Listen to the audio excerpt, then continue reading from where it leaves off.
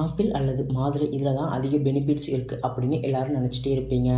ஆனால் உண்மை என்னென்னா, கொய்யாப்பழத்தோட ரேட் கம்மியாக இருக்கிறதுனாலையும் அது அடிக்கடி கிடைக்கிற அப்படிங்கிறதுனாலையும் அதோட பெனிஃபிட்ஸ் நிறைய பேருக்கு தெரியறது இல்லை.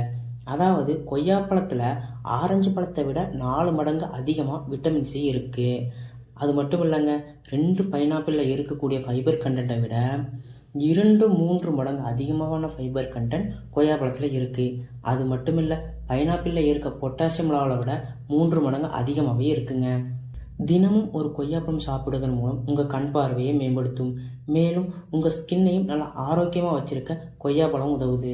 பெண்கள் தொடர்ந்து கொய்யாப்பழம் சாப்பிடுவதன் மூலம் பெண்களுக்கு வரக்கூடிய மாதவிடாய் பெயினை குறைக்க முடியும். இந்த கொய்யாப்பழம் சாப்பிடுவதன் மூலம் நம் உடலின் நோய் எதிர்ப்பு சக்தியை மேம்படுத்தும். மேலும் கொய்யாப்பழம் அதிக ஃபைபர் கண்டென்ட் இருக்கிறதுனால இதய நோய்கள் வராமல் தடுக்கவும் உதவுதுங்க. நன்றி.